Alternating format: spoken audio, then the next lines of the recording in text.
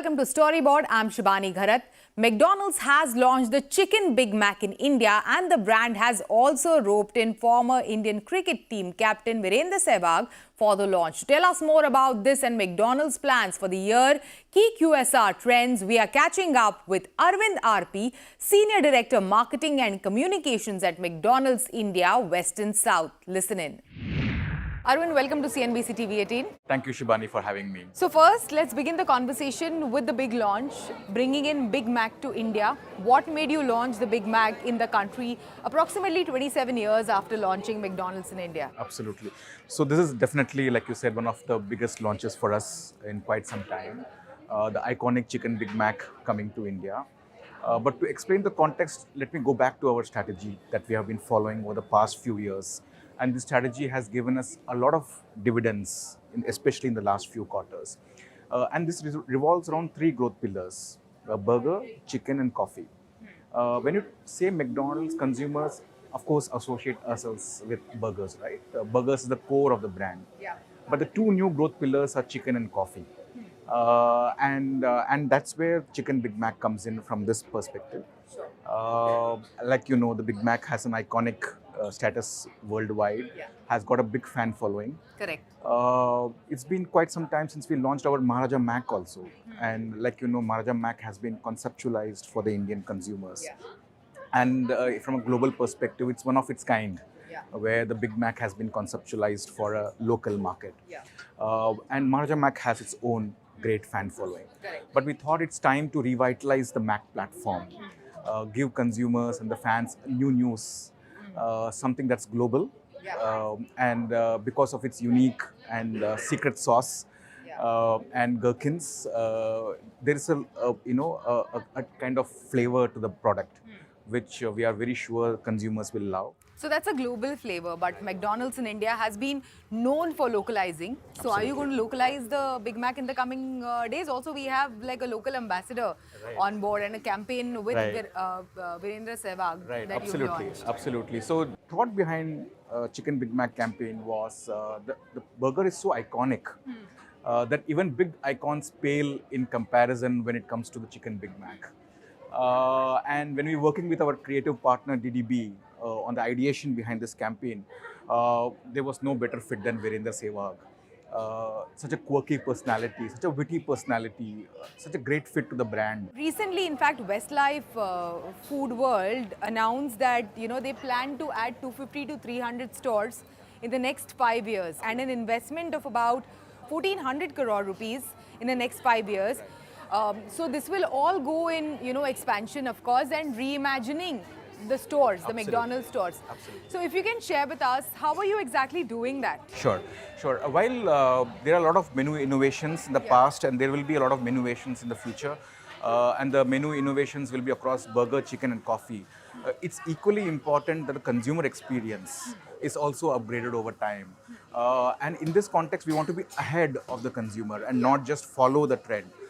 And that's where our whole real estate strategy or development strategy comes into play. One part is about adding new stores, like you said, over 300 stores over the next 5 years, and that's a pretty big. It almost doubles our retail footprint, right?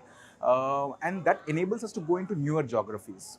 While we are very strong in markets like Mumbai, Pune, there are newer emerging markets like Kolhapur, Indore, Coimbatore, right? Calicut. So how can, and especially post-COVID, one of the examples that we give is, as the unlock happened after COVID, we saw a lot of consumers flocking to our drive-thrus in smaller towns. They were the first ones to recover. And since then, the smaller towns have really grown probably faster than the bigger towns. Yeah, so the focus is on smaller towns for McDonald's in the coming years. Absolutely, smaller towns, south of India, and that's where we want to expand our retail footprint and be market leaders in those geographies. The other part of the investment is upgrading the store experience, right? We have what we call as the experience of the future, where consumers can come in, use our store ordering kiosks to place their own order, customize their own order in digital kiosks. The order gets delivered to the table, and this is a pretty big deal for the Indian consumer, and that's something we also want to invest in. Also invest in increasing the number of McCafes. Like I said, coffee is a third pillar of growth. We have got about 270 McCafes today. We want to make sure 100% of our stores have McCafe. And that's another thing that's loved by consumers. So this is where the investments are all going. And what does your outlook for the year, for the current year, 2023, which we've just set foot into, look like? Considering the world is going through so much when it comes to geopolitical and macroeconomic factors, and of course the big question of the inflationary headwinds, how is it impacting your plans? Sure, you are right. There's talk of softening of demand. Inflation is here, right? And inflation has been very tricky over the past few quarters. We have also taken price increases judiciously. But I think we are very confident to kind of tide over these challenges. From our growth pillar perspective, between a burger, chicken, and a coffee, we have enough number of menu innovations. We are very confident of our store expansion plan, and we are sure of kind of ensuring that the growth trajectory remains what it is. But have you witnessed, if you can take a seat and share with us, have you witnessed, let's say, a decline in people coming to stores as compared to, let's say, in the months of October or November? Because that's a general trend that QSR has seen over the past, couple of months, that there was a surge. And then post the festive season in November, December, there was a decline of people visiting stores. So have you seen that? So I would say that definitely from a larger perspective, there's talk of softening demand around festival quarter. We are a listed company, right? And because we are a listed company, and this is the time we are yet to announce results, so I will not be able to share exact numbers. But I think our growth has been strong. Our growth has been strong, and we are very confident that it's because of our strategy and the execution behind the strategy paying off very well. And we have always been giving differentiated results in the last few quarters, and I'm confident that goes for this quarter too. Yeah. Overall, if you can share with us, how has the QSR marketing evolved in the country over the past couple of years, especially given, the last 2 tumultuous years of the pandemic? Right. So I think from a McDonald's perspective, there are a few ways marketing hasn't changed, right? Marketing is all about winning hearts, right? Forging those emotional connections with consumers, creating memories. From a McDonald's perspective, that's a big imperative, right? When you talk about McDonald's to consumers, they remember their birthday parties, their first promotion, celebration, right? The first job, celebrating a treat for their parents. So it's all about building memories. And that has been an imperative across decades, right? And that remains an imperative. So a lot of our, what we call as feel-good marketing, goes behind refreshing those memories, creating new memories. So in that sense, I would say McDonald's marketing hasn't changed, right? But it's changed in so many other ways. Today, the brand is an anytime, anywhere brand. So when a consumer, let's say on a weekend, is looking to plan his or her lunch, right? That person might be looking to go out to a mall, or for that matter, picking up ordering online, right? How are we relevant to that situation, right? If in an omni-channel context. A consumer might be thinking of desserts, right? Might be thinking of a meal, might be thinking, I'm going from Mumbai to Pune. Can I stop at a drive-thru to pick up my order? Correct. Right? So marketing has to be far more nimble these days. We have to be relevant for that occasion. And that's a big transformation the brand has done. Many years back, one could have argued that we are predominantly a dine-in brand. But today we are an omni-channel brand, and you'll see from the results how delivery has been propelling our growth, because we are relevant to all consumers for all occasions. Not only that, a few years back we would have been known only for our burgers. Fast forward to today, when we go to South, we have a fried chicken that's doing very well in South, right? And it's one of our key bets to attain leadership in South.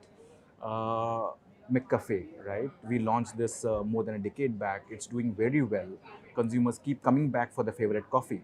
And I would also like to say that McCafe is not just about coffee, right?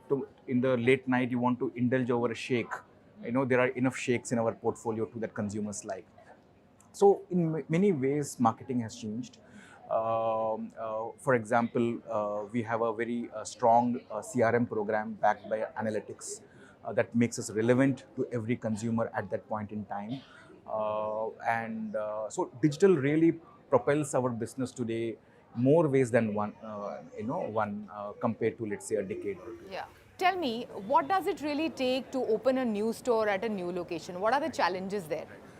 I think given our 25 years plus of experience, our real estate strategy is fairly matured, and a lot of data analytics go into this decision making. Today we have a variety of stores, mall stores, high street stores, highway stores, like you mentioned. So a lot of understanding first goes into what goes into a store location and what makes it successful. And we have over 330 stores today. And there's a fair degree of understanding as to what drives a certain location and what makes it work. And that is what we kind of put forward into location planning. Also, then there's a question of geography and the kind of city. Very, very strong in a Mumbai and a Pune. But there's a huge opportunities in small cities in the south of India. So we kind of apply this model to those geographies, find out the right locations. For example, drive-through is a big differentiator for the brand, right? Yeah. We are the highest drive-throughs in India, and across the world, we are known for our drive-throughs. And that's something that we really want to double down on. So a lot of this is analytical led. We have a very strong team that drives this.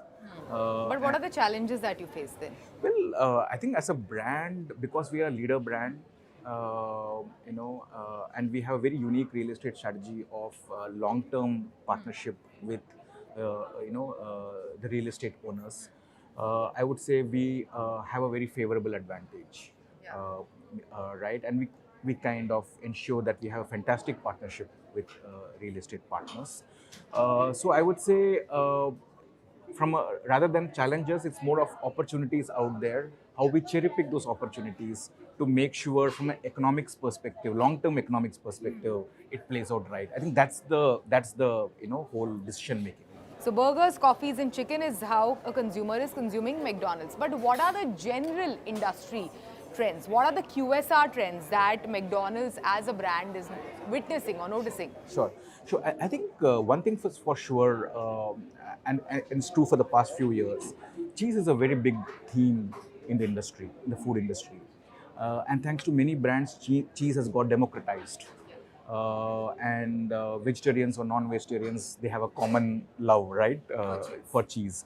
And a few years, in fact, a year and a half back, we launched McCheese to leverage this trend. Now it's a very unique burger, unique patty. It's filled with cheese inside, and consumers are loving it. So definitely, I would say cheese is one of the big trends out there.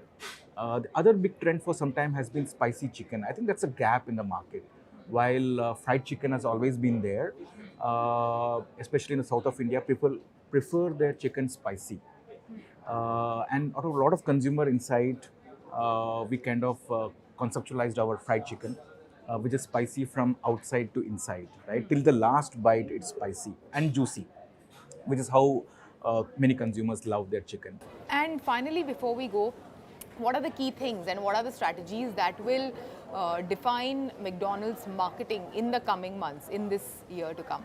You will see a lot of doubling down on brand building. We are strong believers on brand building because brands build long-term businesses. And you will see us work a lot of, for example, we have new inclusivity platform like Eatquel, right, that shows our commitment to the disabled. We also have mainstream marketing like the Chicken Big Mac campaign with Virendra Sehwag. So you will see a lot of effort behind brand building. In South, we already have a celebrity endorsement from Rashmika Mandana, who is a very famous star. And then the second, I would say, imperative would be doubling down on digital. And for us, digital is through the funnel marketing. Be it using, for example, platforms like YouTube at the top of the funnel for brand building, or doing performance marketing, right? Or for the matter, using data and digital tools like CRM, marketing technology. So you will see us doubling down on digital because India is such a complex country. For example, we have mixed spicy paneer and we have mixed spicy chicken, right? The consumers of Hyderabad love their chicken, right? So with digital, I'm able to market mixed spicy chicken to the Hyderabad consumers and mixed spicy paneer to consumers in more Ahmedabad, targeted approach, right? So I'm able to do those kind of campaigns with digital, and you will see us really doubling down on that. Perfect. Thank you so much. Thanks for joining us and sharing these insights with us. Thanks a lot, Shivani. It is time for a short break. On the other side, we have John Cooling, Senior Vice President Entertainment at Dolby, whom we caught up with at CES Las Vegas, speaking about key trends in music and also his key takeaways from this year's CES. The Consumer Electronics Show closed last weekend with some major announcements in the world of tech, from LG to Lenovo, AMD to BMW, Samsung to Canon kept us busy with their innovative launches and futuristic prototypes. I was on ground covering the launches and getting hands-on with the new tech.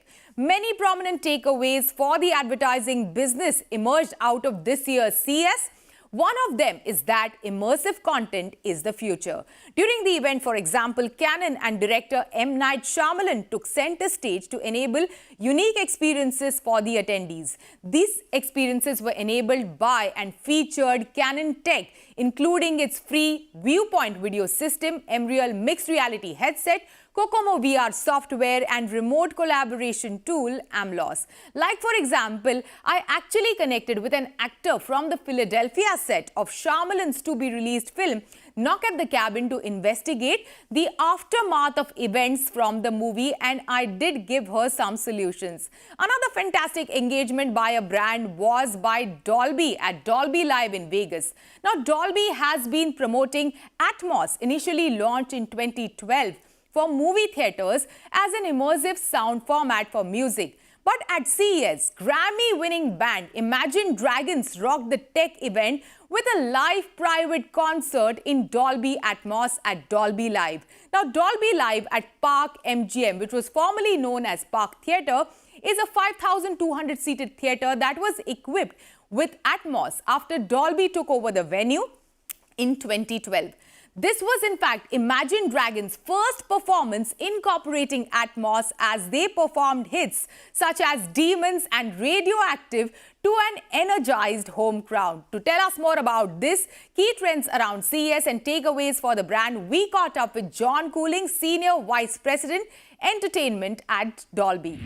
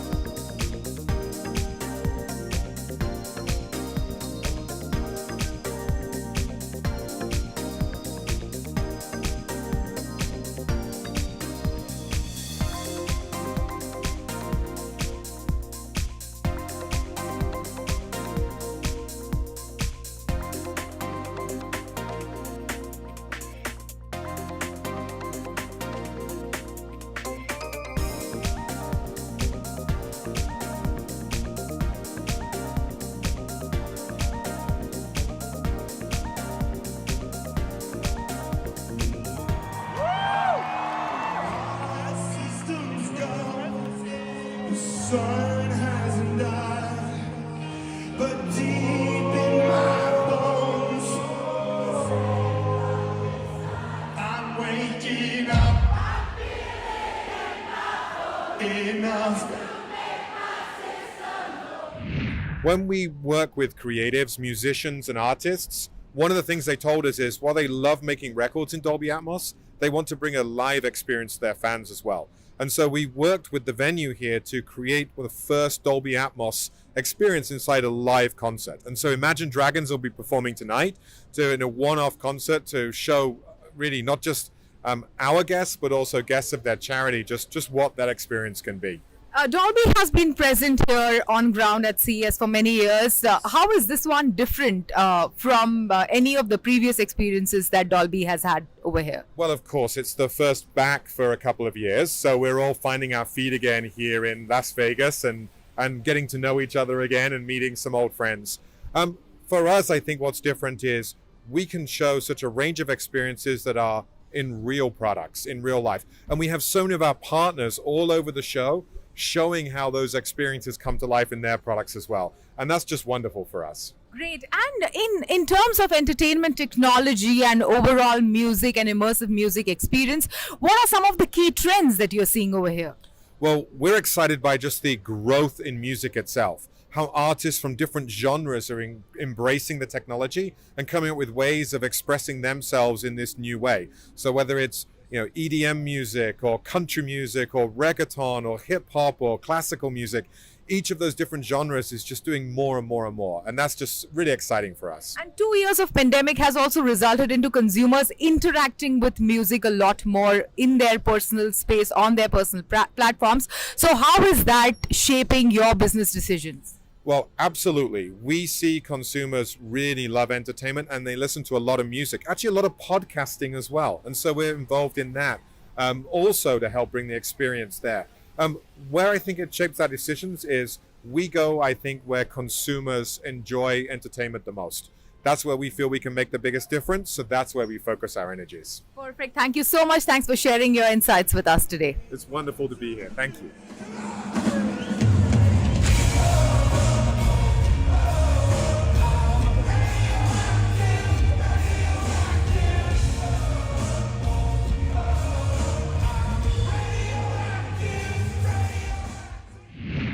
With that, it's a wrap on Storyboard this week. You can catch all of our content on Facebook, Twitter and YouTube. Thanks for watching. We will be back same time next week. See you soon.